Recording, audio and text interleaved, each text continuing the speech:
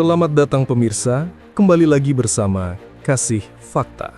Pernahkah terpikirkan oleh Anda, bagaimana mungkin sebuah operasi militer bisa menewaskan begitu banyak elit penting sebuah negara? Tetapi ada satu jenderal yang justru selalu selamat setiap kali serangan terjadi.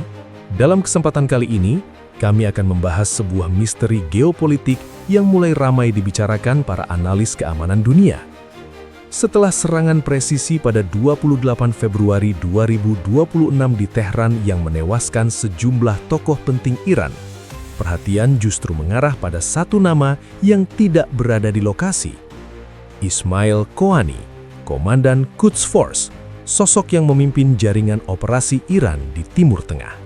Sebagian analis bahkan menjulukinya dengan sebutan yang terdengar seperti cerita film mata-mata, The Man with Nine Lives, seorang jenderal yang berkali-kali selamat dari operasi mematikan yang menewaskan banyak orang di sekitarnya. Apakah semua ini hanya kebetulan, ataukah ada sesuatu yang jauh lebih dalam yang sedang terjadi di balik layar perang intelijen Iran dan Israel? Tapi sebelum lanjut, jangan lupa klik like dan subscribe, supaya kamu gak ketinggalan fakta-fakta menarik lainnya.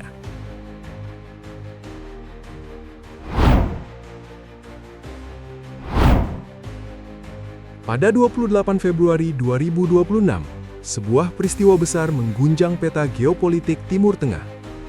Malam itu, langit Teheran tidak dipenuhi pertempuran panjang seperti yang biasa terlihat dalam perang konvensional. Yang terjadi justru sebaliknya. Sebuah operasi militer singkat, sangat presisi, dan sangat terarah menghantam lingkaran paling sensitif dalam struktur kekuasaan Iran. Beberapa laporan militer dan media internasional menyebut bahwa target operasi tersebut bukan fasilitas industri atau pangkalan militer biasa. Sasaran utamanya adalah pertemuan tingkat tinggi yang dihadiri oleh sejumlah tokoh penting dalam sistem keamanan Iran. Dalam serangan tersebut, pemimpin tertinggi Iran, Ali Khamenei, dilaporkan tewas bersama sejumlah pejabat militer senior dari struktur keamanan negara. Banyak pengamat militer langsung memperhatikan satu hal yang sangat mencolok. Operasi tersebut tidak terlihat seperti serangan acak. Rudal atau bom yang digunakan tidak menghantam kawasan luas secara sembarangan. Ledakan justru terjadi tepat pada titik yang menjadi pusat pertemuan para pejabat tinggi. Dalam dunia militer modern, operasi semacam ini hanya mungkin terjadi jika penyerang memiliki informasi yang sangat rinci. Untuk menghantam pertemuan tertutup seperti itu, setidaknya 3 informasi harus diketahui sebelumnya. Lokasi rapat harus dipastikan secara akurat. Waktu pertemuan harus diketahui dengan presisi. Dan yang paling penting, daftar orang yang berada di dalam ruangan harus diketahui sebelum serangan dilakukan. Informasi semacam ini biasanya tidak beredar luas.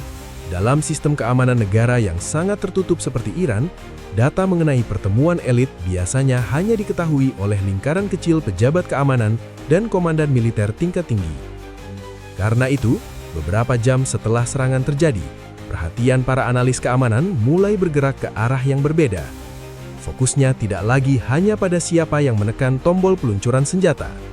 Fokusnya mulai beralih pada pertanyaan yang jauh lebih sensitif. Dari mana informasi pertemuan tersebut bisa bocor?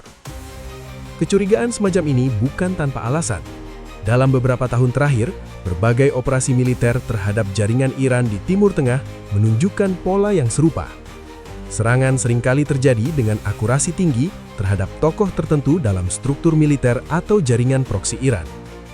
Beberapa ilmuwan nuklir Iran pernah tewas dalam operasi misterius yang hingga kini tidak pernah dijelaskan secara terbuka. Beberapa fasilitas militer Iran juga pernah mengalami sabotase yang merusak sistem penting tanpa tanda serangan terbuka.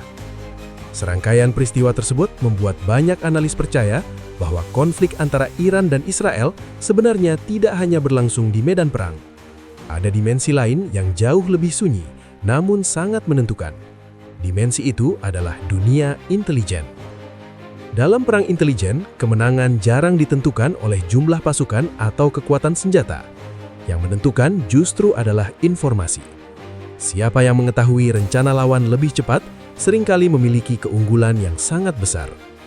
Karena itulah, operasi pada 28 Februari 2026 segera memunculkan satu kesimpulan awal di kalangan pengamat keamanan. Serangan tersebut kemungkinan besar tidak hanya mengandalkan pengintaian dari luar. Ada kemungkinan bahwa informasi sensitif mengenai pertemuan elit Iran telah bocor sebelum operasi dimulai. Spekulasi mengenai kebocoran inilah yang kemudian membuka babak baru dalam perdebatan geopolitik. Perhatian analis mulai mengarah pada tokoh-tokoh yang berada sangat dekat dengan pusat operasi militer Iran. Dan di antara nama-nama yang mulai dibicarakan, satu nama perlahan muncul di tengah berbagai spekulasi tersebut. Nama itu adalah Ismail Qaani, tokoh yang memimpin salah satu unit paling rahasia dalam sistem militer Iran. Tokoh yang memiliki akses luas terhadap jaringan operasi luar negeri. Dan tokoh yang dalam beberapa tahun terakhir memiliki reputasi yang sangat tidak biasa di kalangan pengamat keamanan internasional. Sebuah reputasi yang kemudian melahirkan julukan yang terdengar hampir seperti legenda dalam dunia intelijen. Ismail Qaani bukanlah nama yang asing dalam struktur militer Iran. Ia adalah komandan Quds Force, unit operasi luar negeri dari Korps Penjaga Revolusi Islam. Posisi itu menempatkannya pada salah satu jabatan paling sensitif dalam sistem keamanan negara. Quds Force bertugas mengatur jaringan operasi Iran di berbagai wilayah Timur Tengah, mulai dari Irak, Syria, Lebanon, hingga Yaman. Qaani naik ke posisi tersebut pada Januari 2020 setelah pendahulunya, Qasem Soleimani, tewas dalam serangan drone Amerika Serikat di dekat Bandara Baghdad. Kematian Soleimani saat itu mengguncang jaringan militer Iran karena ia dikenal sebagai arsitek utama operasi regional Teheran selama bertahun-tahun. Ketika Qaani menggantikannya, banyak analis percaya ia akan meneruskan pola operasi yang sama. Namun, seiring waktu berjalan, gaya kepemimpinan Qaani terlihat berbeda. Ia jauh lebih tertutup dibandingkan pendahulunya. Penampilannya di depan publik lebih jarang. Pergerakannya juga tidak seagresif Soleimani yang sering muncul langsung di medan konflik. Meski demikian, Qaani tetap berada di jantung operasi regional Iran. Ia mengawasi hubungan militer dengan berbagai kelompok sekutu Iran di Timur Tengah dan mengatur koordinasi operasi lintas negara yang melibatkan jaringan milisi yang luas. Disinilah pola yang mulai menarik perhatian sebagian pengamat keamanan. Dalam beberapa operasi militer terhadap jaringan Iran di kawasan, sejumlah pejabat penting dari struktur keamanan Iran tewas dalam serangan presisi.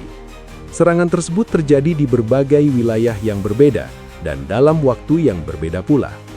Namun dalam sejumlah peristiwa itu, satu nama yang hampir selalu muncul di luar daftar korban adalah Ismail Qaani. Pola ini tidak langsung menimbulkan tuduhan apapun. Dalam dunia militer, keberuntungan dan perubahan jadwal seringkali menjadi alasan yang sangat masuk akal. Seorang komandan bisa saja membatalkan perjalanan, berpindah lokasi pertemuan, atau menunda kunjungan pada saat yang tidak terduga. Namun ketika pola semacam itu muncul berkali-kali dalam konteks operasi presisi yang menargetkan elit militer, sebagian analis mulai memperhatikannya dengan lebih serius. Di kalangan pengamat keamanan internasional, situasi seperti ini sering memunculkan istilah yang cukup terkenal. Istilah itu adalah "the man with 9 lives". Sebutan tersebut biasanya diberikan kepada seseorang yang berkali-kali selamat dari situasi berbahaya yang menewaskan banyak orang di sekitarnya. Julukan semacam itu mulai dilekatkan kepada Qaani oleh sejumlah analis yang mengikuti dinamika operasi militer di Timur Tengah. Bukan karena ada bukti bahwa ia melakukan sesuatu yang mencurigakan, tetapi karena pola keselamatannya terlihat tidak biasa dalam konteks operasi yang sangat presisi. Perhatian terhadap nama Qaani semakin meningkat setelah serangan pada 28 Februari 2026 di Teheran. Operasi tersebut menewaskan sejumlah tokoh penting dalam lingkaran kepemimpinan Iran. Namun sekali lagi, Qaani tidak berada di dalam lokasi yang menjadi target utama. Dalam dunia intelijen, pola semacam ini sering memunculkan dua kemungkinan yang sangat berbeda. Kemungkinan pertama adalah kebetulan yang luar biasa. Kemungkinan kedua adalah adanya seseorang yang mengetahui kapan sebuah tempat akan menjadi target dan memilih untuk menjauh sebelum serangan terjadi. Spekulasi mengenai kemungkinan kedua mulai beredar di kalangan analis Timur Tengah beberapa hari setelah serangan di Teheran. Pembicaraan itu kemudian berkembang lebih jauh ketika laporan mengenai penyelidikan internal mulai muncul dari dalam sistem keamanan Iran. Pada titik inilah sebuah rumor yang jauh lebih sensitif mulai beredar di berbagai media regional dan jaringan analisis keamanan. Rumor yang menyebut kemungkinan adanya kebocoran informasi dari dalam struktur militer Iran sendiri. Dan dalam pusaran rumor tersebut, nama Ismail Qaani mulai disebut sebagai salah satu figur yang diperiksa dalam penyelidikan internal.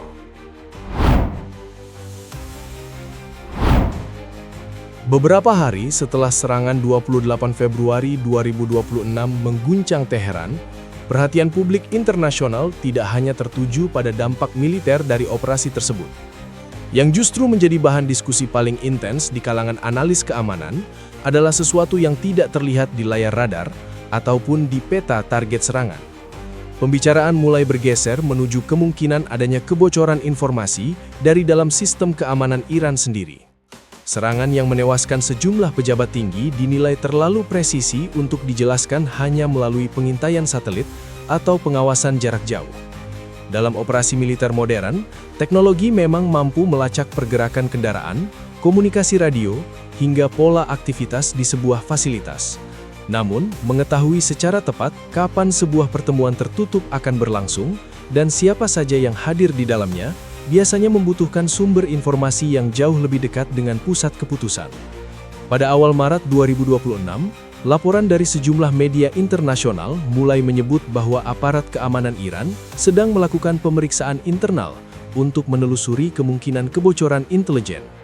Beberapa laporan bahkan menyebut adanya penangkapan terhadap sejumlah orang yang diduga terlibat dalam jaringan spionase yang bekerja untuk pihak asing. Langkah tersebut menunjukkan bahwa kekhawatiran mengenai kebocoran informasi bukan sekadar spekulasi luar. Sistem keamanan Iran sendiri terlihat sedang berusaha memastikan apakah ada pihak di dalam struktur mereka yang memberikan informasi sensitif kepada musuh. Di tengah situasi seperti ini, rumor yang sebelumnya hanya beredar di kalangan analis mulai meluas ke ruang publik. Nama Ismail Qaani kembali muncul dalam berbagai pembicaraan, terutama di media sosial dan sejumlah forum analisis geopolitik.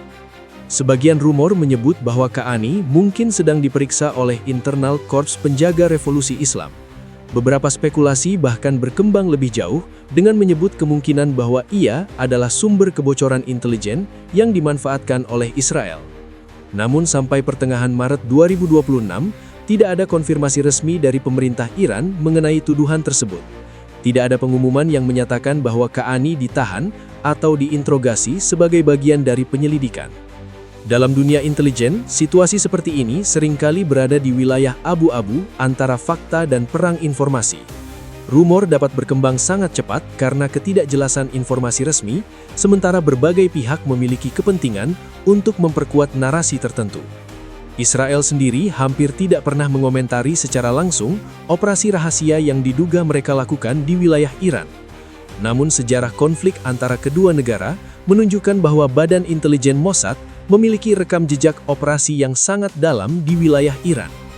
Dalam satu dekade terakhir, sejumlah ilmuwan nuklir Iran tewas dalam operasi misterius yang hingga kini masih menyisakan banyak pertanyaan.